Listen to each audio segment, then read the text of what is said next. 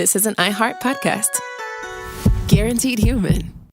With no fees or minimums on checking accounts, it's no wonder the Capital One bank guy is so passionate about banking with Capital One. If he were here, he wouldn't just tell you about no fees or minimums. He'd also talk about how most Capital One cafes are open 7 days a week to assist with your banking needs. Yep, even on weekends. It's pretty much all he talks about, in a good way. What's in your wallet? Terms apply. See CapitalOne.com/bank. Capital One, N.A., member FDIC. Running a business is hard enough. Don't make it harder with a dozen apps that don't talk to each other. One for sales, another for inventory, a separate one for accounting. That's software overload. Odoo is the all-in-one platform that replaces them all. CRM, accounting, inventory, e-commerce, HR, fully integrated, easy to use, and built to grow with your business. Thousands have already made the switch. Why not you? Try Odoo for free at odoo.com. That's odoo.com. Brought to you by the reinvented 2012 Camry. It's ready. Are you? Welcome to Stuff You Should Know from HowStuffWorks.com.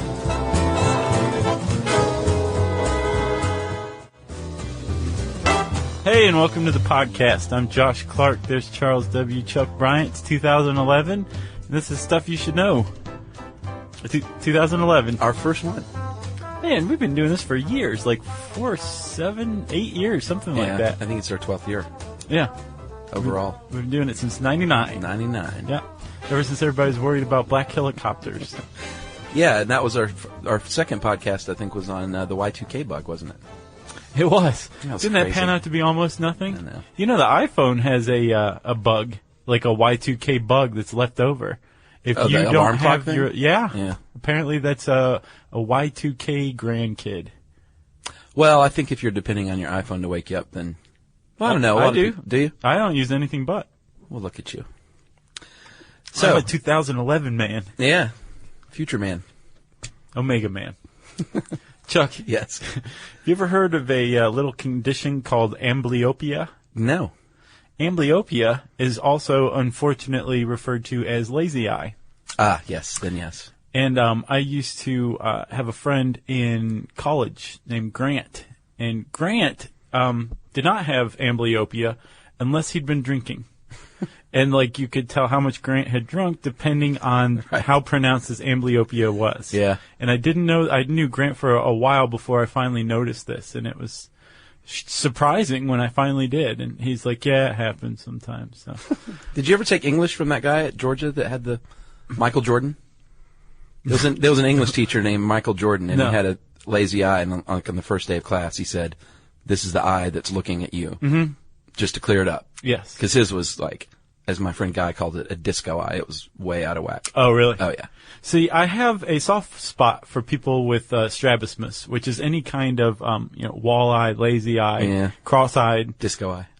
I've never heard that one before, but it's same thing, right? Yeah. I actually wrote a pretty cool blog post on it once. You should check it out. All right. Strabismus, blogs at How Stuff Works. It should bring it up, right? Yeah. But, Chuck, I recently ran across an article that showed a study of kids aged 7 to 12 years with amblyopia, right, were cured of their lazy eye through acupuncture. Really? Yeah, and this is an accredited article in the Archives of Ophthalmology, which is a publication of the American Medical Association. Wow. And basically they had a control group, which was kids who had their eye patched, their, I guess, dominant or good eye, non-lazy eye, patched for 2 hours a day, which I guess kind of forces the lazy eye to correct itself. Right. That's the pretty standard treatment. Or the other group were given acupuncture 5 times a week. What a cruel study. We're going to fix you kids, but we're hoping you don't show any improvement. You would think so, but get this. The kids who had their eye patched, 16.7% had their amblyopia resolved. Really? 41.5% had their amblyopia resolved in the acupuncture alone group. What was it again? 16% 16. to 41%. Yeah, that's that huge. is huge. Yeah. Huge. But you'll note my incredulousness. Yeah. When I was saying, no, this was published in a respectable journal, right? Right. That's because this podcast was recorded in the West. Yeah. Eastern medicine is still poo-pooed in many circles around here. It is, but with acupuncture specifically, this is one of those things that has made the crossover largely into the West, and it kind of has Western thought puzzle a little bit, like what's going on with this, Right. And let's talk about both approaches to acupuncture, like explaining what's going on, because one of the predominant thoughts about acupuncture is that it works somehow. Yeah. Right? So if you're Chinese, Chuck, how does acupuncture work? If you're Chinese, Josh, you believe that your body has the yin and the yang, a couple of opposing forces. Yep. And that your body has an energy running through it called qi, even though it's spelled Qi.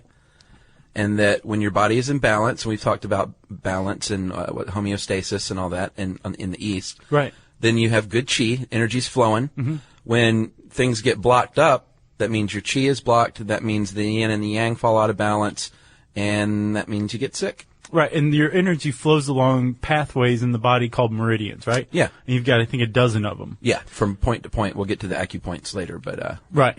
So let's get to them now. The acupoints there's 2,000 of them. Later. Okay. I'm just kidding. There's 2,000, right? Yeah. Along these 15 meridians, there's I think 12 a total, meridians, right? 12 meridians, Yeah. I'm sorry. There's a total of 2,000 little points, and these are acupoints. And some of them correspond to like that part of your body. Yeah. And others correspond to others. And like you said, we'll get into a little more later on. But the point being, energy flows along these meridians. Yep. It can get blocked at these points. If you manipulate these points, the qi flows freely, and yin and yang are balanced, and you may have a bad tattoo as a result. Yeah. Stimulate these points. And there's lots of ways to do that. Well, wait.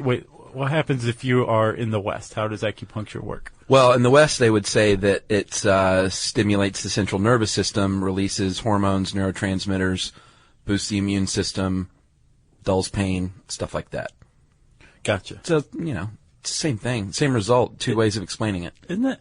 Yeah. Yeah. That's what I think. So, Chuck, you mentioned that this was Chinese, didn't you? Ancient Chinese. Right. Where did it come from? How long has it been around? Well, more than 2,500 years in China, and it's rooted in Taoism, which is all about harmony between the humans and nature and the earth and stuff like that, the yin and the yang again. Can't have good without bad, light without dark. All that good stuff. And if you have too much of one or the other, you either can't see or you can't see. Yeah. Too bright or too dark. Either way, you can't see, right? It's true. God, I'm deep. I think that they say the first place it appeared in text was in the Naijing, which is the Yellow Emperor's Classic of Internal Medicine by Huang Di. I like how succinct the Chinese are in their language. Yeah, me too. 2 words for Yellow Emperor's Classic of Internal Medicine. Yeah, Naijing. 2 one-syllable words even. And that's at 300 BC, and Huang describes diseases, and it was, from what I can tell, one of the first medical books to actually be written, and he described various acupuncture points in this book. Yep. So, boom, there it is. Boom. Then about 500 years later, acupuncture is completely laid out in this 12-volume text called the Zhen Zhu Ji Yi Jing, the Comprehensive Manual of Acupuncture and Moxibustion. Yeah, Right? I didn't know about moxibustion. We'll get into that. That's kind of cool. But this comprehensive manual, like I said, it's 12 volumes, and it basically says, like, this point here will do all of this. You got this problem, put Right. it right here, right? And But there's only 365 acupoints. Yeah, early on, one for each day of the year. Yeah, and then eventually you're like, this is just stupid. There's 2,000. Let's just come out and say it. There's 2,000 Yeah, acupoints, right? I wonder if the 12 meridians had something to do with the 12 months. Maybe so. Or the 12 days of Christmas? For the 12 signs of the zodiac. Perhaps. Early on, instead of they were needles, but they were made from stone and bone, which probably wasn't a lot of fun. Mm-hmm. So they decided we should probably use metal, like bronze and gold and silver. And that worked for a little while. These days is stainless steel, Yeah. thankfully. And now that you mention that, it occurred to me that we never defined acupuncture. Oh, everyone knows what it is, right? I thought everyone knew what roller derby was. All right, acupuncture is a Eastern medicine where small needles are stuck into various points of the body and manipulated in certain ways, or not. Yeah, and because you're living today, those are little tiny stainless steel, hair thin Yeah. needles, not like No. knitting needles or anything. Not like a bone. No, but it was at a time. I already said that. Yeah. I know. Yeah. So in the 19th century, early 19th century, people started going to China and were introduced to acupuncture, brought it back to the West and Europe to a certain degree. And of course, the doctors in Europe, probably before the doctors in the United States, were like, hey, this is kind of neat. Let me experiment around, especially in France with Georges Soulet Desmarins. Yeah, he was like the champion of acupuncture in the West. He went to China. Yeah. He's a scholar. He went to China at the turn of the 20th century, which means the 1800s to the 1900s. Yeah.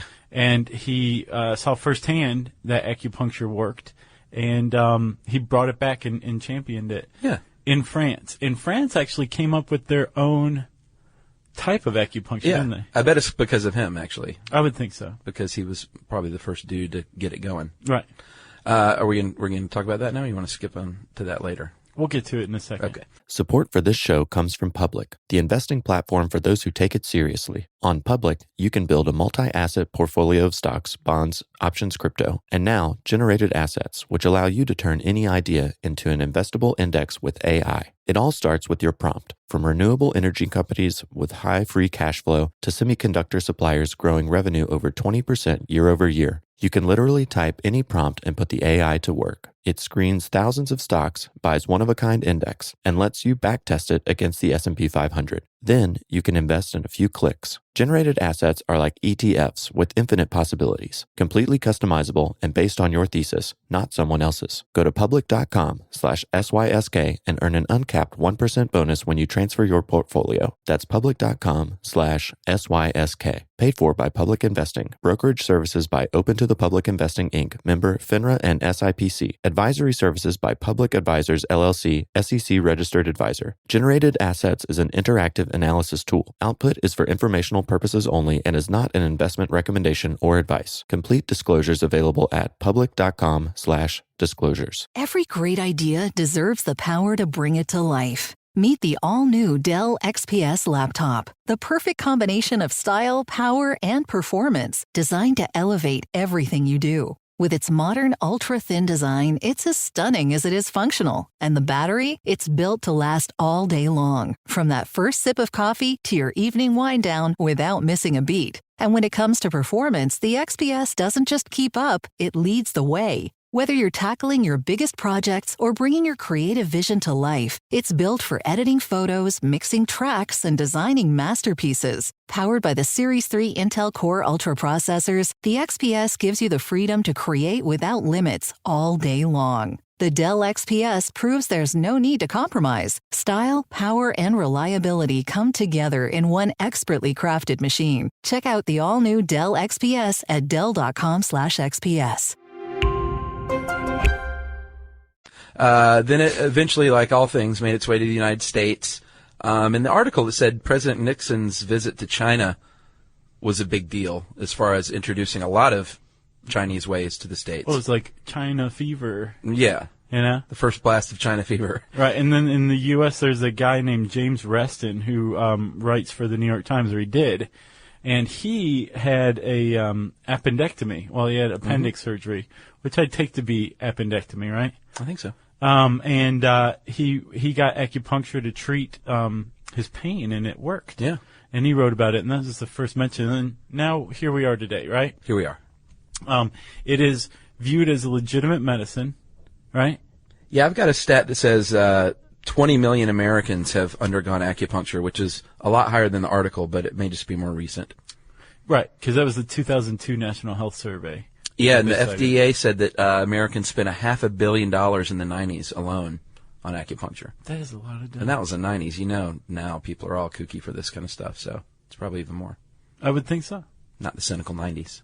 It was also legitimized in 1996 when the FDA decided that acupuncture needles should be considered medical instruments. Yeah, that was a good thing. Yeah, it makes the whole process a lot safer now because you have to use sterile needles. Yeah, disposable. Right, or they have to be sterilized somehow. Like, you're not going to get an infection. And if you are, you're really going to the wrong acupuncturist. Yeah. You know? Yeah, I would say so. Like you said, how many billions of dollars did we spend on it, Chuck? $500 million, $500 million in the 90s I know that's sort of an old stat, but you know, the FDA. I don't even know what that means. I don't either. Yeah, that's the stat they gave me. So, Chuck, we've been focusing just on the Chinese version, although we did foreshadow that there's a French version, too. Yeah, TCM, traditional Chinese medicine. Yes, let's talk about the different kinds of acupuncture. Well, that's the Chinese kind. Okay. It comes out of TCM. Right. And there's the Japanese counterpart. It's a little more subtle. Mm-hmm. Needles are generally a little shorter, a little thinner. Yeah. Don't pierce the skin as much. And there are two kinds, root and local. Obviously, root is if you treat the whole body for something, and then local. Balance. Yeah, local is when they, get, like, I'll stick you in the ear to fix your foot. Yumi lived in Japan for a little while, and she told me that there were two couples in her little province, little town, that performed acupuncture, and both couples were blind. Really? Isn't that crazy? I would trust that. Yeah, it seems like it. Because, you know the body, you feel around Sure. for the points. Yeah, lots of touchy. Like, if I need a doctor to have eyes to know where my kneecap is, then I don't want to be at that doctor. You should be able to feel your way around to the kneecap. Sure. Sure. All right, so the 5-element, that cracked Jerry up for some reason. 5-element acupuncture is Chinese as well, and that treats the body and mind, and that's based on the idea that the earth and body and everything in nature is governed by the 5 elements: water, wood, fire, earth, and metal. Mm-hmm. So that's kind of neat. Yes, and apparently you can manipulate the balance of these elements through acupuncture. Within yourself. Right. Yeah. And then here, finally, everyone who's been hanging on for this one, this is the French one, auricular, right?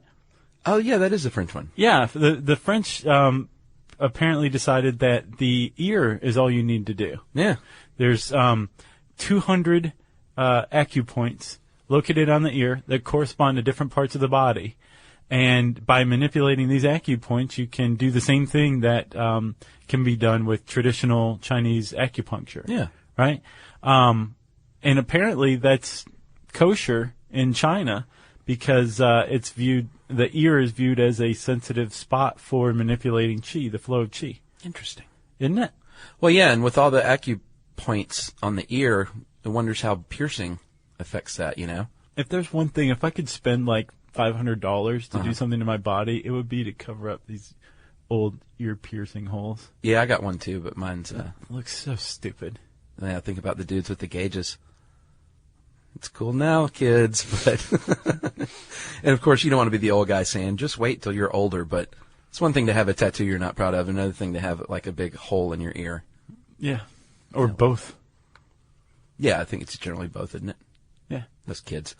Korean hand acupuncture is the last one listed here, and that's essentially the same thing as the auricular, except it all goes through the hands. Right.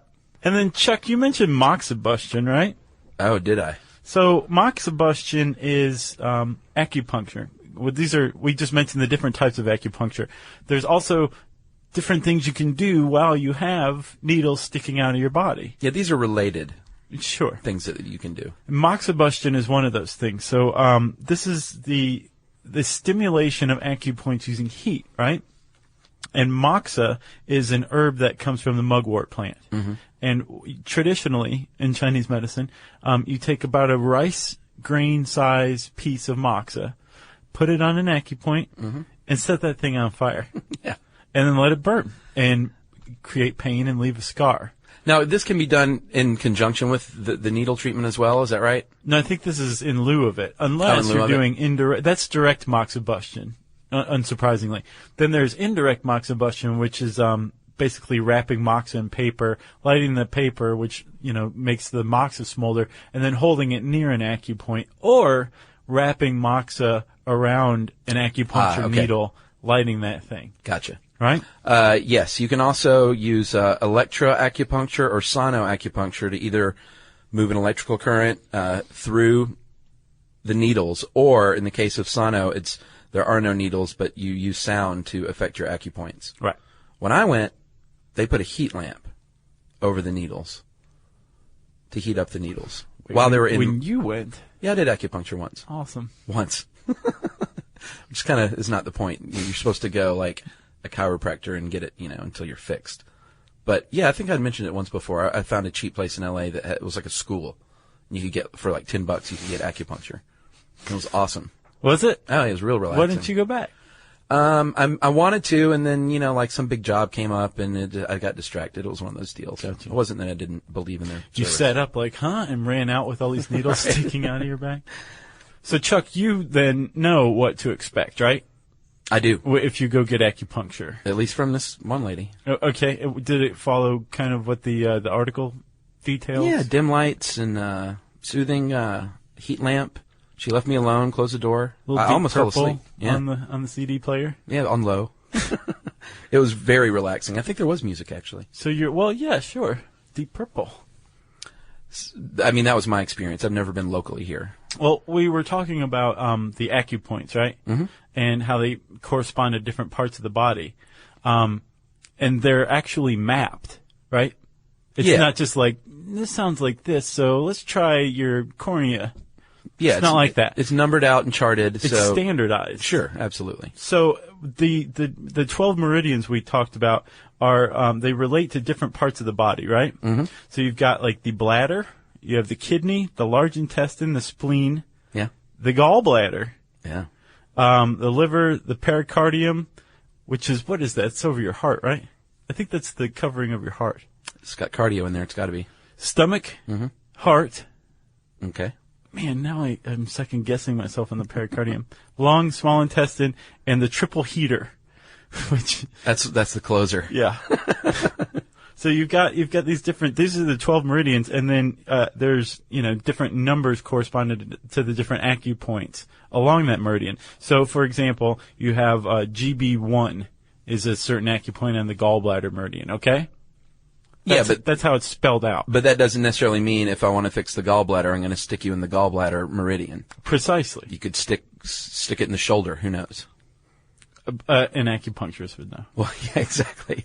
So, when you go to an acupuncturist, when you have a malady, you're going to tell him or her what's going on. He or she's going to take a history, get an idea of what your problem is. Like a regular doctor. Right, and then consult this map and say, oh, okay, well, this guy's having lower back pain, so I'm going to go stick some needles around the UB54 point. Yeah, I'm going to swab you acupoint. with some alcohol. Well, that's a big part of it, yeah. If you're not swabbed with alcohol, get out of there. I'm going to take the needle out of the package so you know it's nice and new. Mm-hmm. Then I'm going to stick anywhere from 2, 3, 5 to 15 needles in some area that will correspond to that meridian. Right. And or to that pain. These needles are going to be stuck in anywhere from 1/4 of an inch to 3 inches, which brings up a potential danger with acupuncture. Organs? You have organs that are closer to your skin than 3 inches. Yeah. So you could conceivably have a kidney punctured, a lung punctured. This is why you want to go to a certified acupuncturist. Yeah, and I want to say it's very rare, so don't let something like that scare you, because we could tell you American surgical stories that are equally as horrifying, like they removed my kidney and they weren't supposed to. Right. That kind of thing. So don't think, oh my gosh, I'm going to get stabbed through the lung with a needle. Right. That's called a big, big mistake, and it happens in all medicine. Sure. Everybody stabs people through the lung with a needle. It's not. You might feel a little bit of pain with the initial prick of the needle, but after that, it's not like you feel the needle inside your body. Yeah, you said it was relaxing, right? It was very relaxing. I didn't even feel the needles going in, to be honest. Really? Just a little tap. Huh. And they're really tiny, the ones they used on me. Very, very thin. They'll leave it in there 5 to 20 minutes. For me, it was about 20 minutes, I think. Mm-hmm. And they can stimulate them while they're in your skin, like we said, with the various ways, like heat, electricity, or they might even twirl them with their fingers. If they're feeling saucy. If they want to do it by hand. You said that you're supposed to go more than once. I think the average is something like 12 weeks, once a week for 12 weeks. Yeah, it all depends on your issue. Which, if you're on Medicare, you're probably not going to do because it costs anywhere from $60 to $120, probably more than that, for an acupuncture session, right? Yeah. And if you have to go 12 times, you want insurance that's going to cover it. Unfortunately, Medicare doesn't, even though the federal government recognizes acupuncture needles as medical instruments, right? Sounds like a bit of a double standard. It really does. Our insurance covers it, actually, which is good, and a lot of major insurance carriers cover it. I'm going to give it a try. Are you? I've been meaning to. I've got this, I have a muscle in my neck right here that has turned into, those metal cables that are braided? I have one of those in my neck. Really? Yeah. Oh, man. I need to see if they can do something about that. Get Yumi to walk around on that thing. She does. Yeah? But, I mean, it's kind of like, traffic. Or, Right. Gotcha. Like, this dozen eggs has one broken in it. Something, You need to relax, my friend. I know. Oh, you know how they have that Tiger Heart place in sort of Inman Park, Old Fourth Ward. It's on Edgewood. You should go there. It's an acupuncture? Tiger Heart Acupuncture. You getting kickbacks from them? No, of course not. It's on my way to work, though, so. Support for the show comes from Public, the investing platform for those who take it seriously. On Public, you can build a multi-asset portfolio of stocks, bonds, options, crypto, and now generated assets, which allow you to turn any idea into an investable index with AI. It all starts with your prompt, from renewable energy companies with high free cash flow to semiconductor suppliers growing revenue over 20% year over year. You can literally type any prompt and put the AI to work. It screens thousands of stocks, builds a one-of-a-kind index, and lets you backtest it against the S&P 500. Then, you can invest in a few clicks. Generated assets are like EFTs with infinite possibilities, completely customizable and based on your thesis, not someone else's. Go to public.com/podcast and earn an uncapped 1% bonus when you transfer your portfolio. That's public.com/podcast. Paid for by Public Investing. Brokerage services by Open to the Public Investing, Inc. Member FINRA SIPC. Advisory services by Public Advisors LLC. SEC registered advisor. Generated assets is an interactive analysis tool. Output is for informational purposes only and is not investment recommendation or advice. Complete disclosures available at public.com/disclosures. Every great idea deserves the power to bring it to life. Meet the all-new Dell XPS laptop, the perfect combination of style, power, and performance, designed to elevate everything you do. With its modern, ultra-thin design, it's as stunning as it is functional. And the battery? It's built to last all day long, from that first sip of coffee to your evening wind down without missing a beat. And when it comes to performance, the XPS doesn't just keep up, it leads the way. Whether you're tackling your biggest projects or bringing your creative vision to life, it's built for editing photos, mixing tracks, and designing masterpieces. Powered by the Series 3 Intel Core Ultra processors, the XPS gives you the freedom to create without limits all day long. The Dell XPS proves there's no need to compromise. Style, power, and reliability come together in one expertly crafted machine. Check out the all-new Dell XPS at dell.com/XPS. Is it safe, Josh?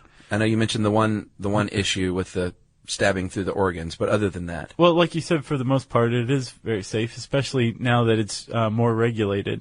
I think 40 states have some sort of standard. Yeah. And require that acupuncturists be certified. For the most part, and this was news to me, there are plenty of Western physicians who practice acupuncture. Yeah, you can be a med school doctor and practice acupuncture, or you can go through an acupuncture-only program. The cool thing about that is it requires a lot more hours to get accredited without the medical degree. So right, it's like 200 to 300 hours if you're a doctor to become an accredited acupuncturist. If you're just doing the acupuncture thing, it's like 2,000 to 3,000 hours. Yeah, so I would trust that for sure. That is a lot of hours. Yeah. And you have to do it within a certified master's program. Yes. So you have to be a smart person to be an acupuncturist, apparently. I would say so. You might bleed a little bit. Don't worry too bad. But if you do have a bleeding disorder, or if you're on blood thinners, they recommend you probably shouldn't do it. Or if you have like a pacemaker or anything else regulating your heartbeat electronically, it's probably not a good idea either. Because accidental electroacupuncture is not good. No. So Chuck, we've shown that it is becoming more and more accepted in the West, but as far as hard science goes, Western hard science, I guess hard science is Western hard science, isn't it? Yeah. The jury is still out, right? But there's been a lot of studies that show, well, kind of mixed results, but there's been plenty that show, like the one with the lazy eye, The lazy eye study, the famous landmark lazy eye study that just happened. And there's been plenty of others that have shown that acupuncture definitely does work, right? Yeah, should we talk about those? Yes. Osteoarthritis, 2004 in the Annals of Internal Medicine, they found that acupuncture significantly reduced pain and improved function. And they studied 294 patients, and this was in the knee, people with knee pain. And these were people that couldn't get help through regular medicine. And after 8 weeks, they had far less pain in that affected knee. Yep. So that's one. Pain's one. That's an easy one. Sure. Because it's pain. Yeah. What about chemotherapy-induced nausea? Yeah, nausea period. Yeah, it turns out, as we said, nausea in general is supposedly supposed to be, has been shown to be aided by acupuncture. There's a 2000 study in the JAMA, right? The Journal of the American Medical Association, that studied electroacupuncture in people, 104 women with breast cancer who'd received high-dose chemotherapy, right? Yeah. And they found that the women with the acupuncture had about a third of the vomiting episodes of women who did not receive acupuncture for treatment. Yeah, and they were both on nausea-reducing medicine. Right. But anyone who's ever had chemo can tell you that a lot of times that stuff does not work. Yeah. And then a meta-analysis of 11 different studies found that nausea in general, like similar results for any kind of study of acupuncture relieving nausea. Right? That's right. And fertility? Fertility, if you're undergoing in vitro fertilization, there was a study in 06, in the Fertility and Sterility Journal, which is a hoot to read. And they said that women undergoing acupuncture had an 8 to 18% more likelihood, better chances of getting pregnant. Not bad.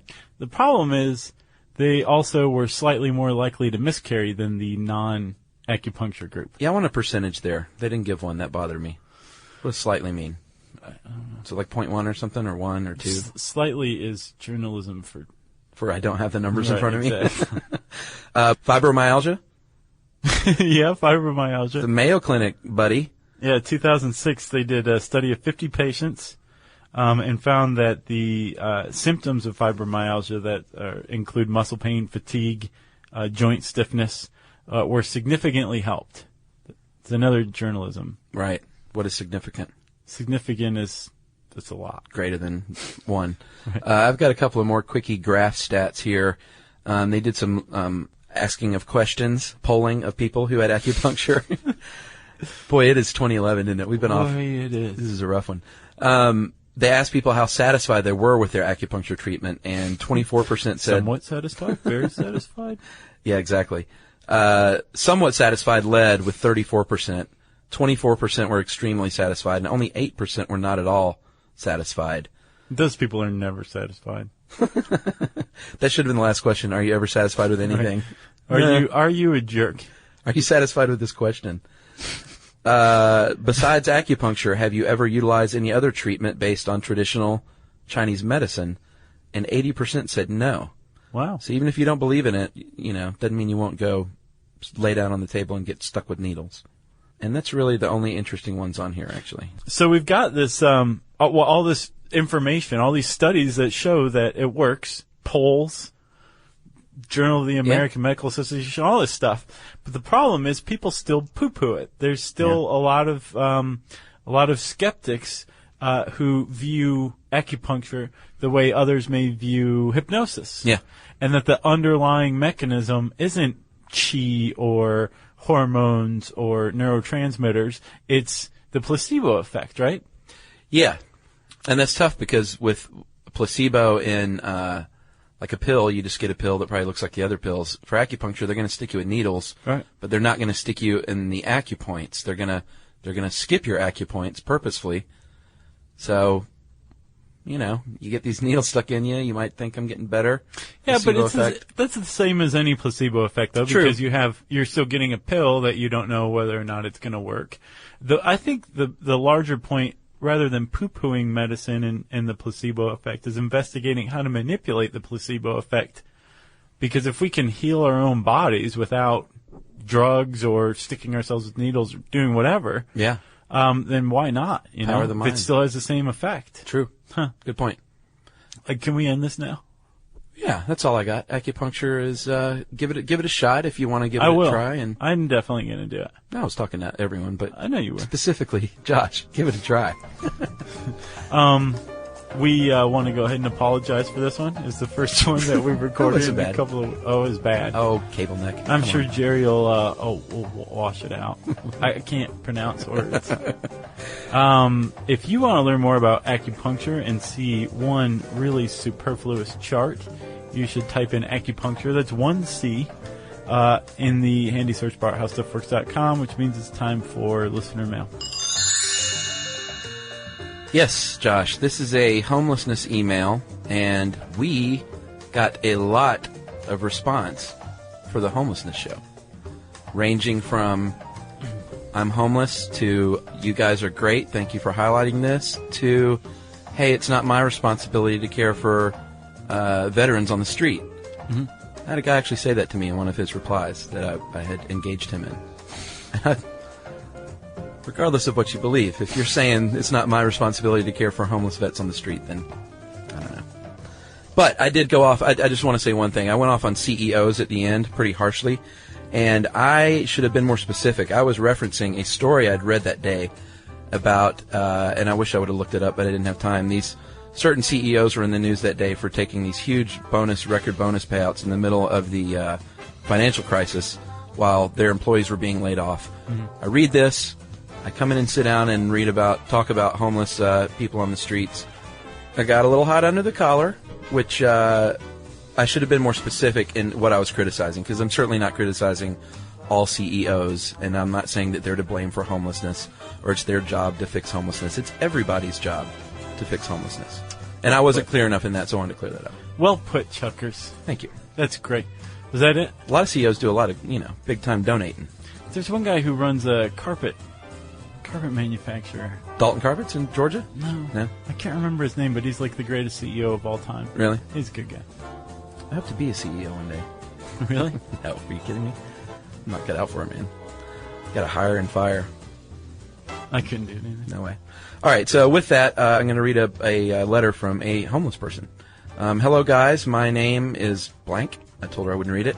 The podcast on homelessness really hit home with me. I'm a single mother of 2. I've been homeless on and off for the past 3 or 4 years. I've always had a job, but my divorce basically bankrupted me, and I've had to start all over again. I think she's married to a CEO. Just kidding. I became homeless again back in March 2010, and by June 2010, I was finally selected from about 1,800 people in the city of Tulsa to be approved for Section 8. So I feel like now I'm finally on my way to permanence. This whole thing has affected my kids greatly, but we're managing to stick it out. I believe there is stress of divorce and the stress of being homeless. It's caused my son to have lower test scores in school. My daughter's doing okay, but most likely because she was only 1 when her father and I divorced. My son was 3. Anyway, I just thought you might like to hear from one of your fans. It is true that getting assistance is very difficult. There just aren't enough funds to go around, and I know how it feels to be invisible. People at my work have no idea that one of their own employees was homeless, and they still don't, and it's not something I like to broadcast. It's really very embarrassing. Just know that homeless people may be working, but they won't say they're homeless because of embarrassment. Better get back to work. I would say so too, so you can keep that job. Thanks for your great podcast, and thanks for listening to me as well. So that's a great example of one of the many emails we got. It is. It is very. Thank you very much, Blank. And I have to say I'm conflicted because we spent a large part of the homelessness podcast like railing about how they shouldn't be treated as anonymous or invisible. And Blank wrote in and said, don't use my name. Let's see. If you have I don't want to hear about acupuncture. I don't want to hear about, what do you want to hear about, Chuck? Something. Give us something good. It's been so long since we had something good. What about, I was talking about American surgery horror stories. If you've ever known anyone that had like the wrong organ removed, yeah, let's hear about that. That's good stuff. If you have a wrong organ removal story, and we know someone out there does, because we asked for a sinking ship story, got 2. Plus a plain one. Yeah. You want to send it in an email, right? Stuffpodcast@howstuffworks. We're so sorry about this one. .com. For more on this and thousands of other topics, visit howstuffworks.com. To learn more about the podcast, click on the podcast icon in the upper right corner of our homepage. The How Stuff Works iPhone app has arrived. Download it today on iTunes. Brought to you by the reinvented 2012 Camry. It's ready. Are you? The NFL playoffs are here, and Wild Card Weekend powered by Verizon is in full swing. Man, it all comes down to this. The stakes are high, hopes are higher, and everything is on the line. My goodness! It's win or go home, and every moment counts on the road to Super Bowl 60. It's a touchdown! Wild Card Weekend powered by Verizon. Through Monday. Visit watch.nfl.com for the full schedule. These days, it seems like AI agents are just about everywhere you turn, every field and every function. But without identity, you can't trust they'll serve your business instead of jeopardizing it. Fortunately, Okta helps you get identity right by securing your AI agents' identities, giving you a single layer of control, a single standard of trust. So whether an AI agent supports a single user or your entire enterprise, with Okta, you'll turn risk into opportunity. Secure every agent. Secure any agent. Okta secures AI. This is an iHeart podcast. Guaranteed human.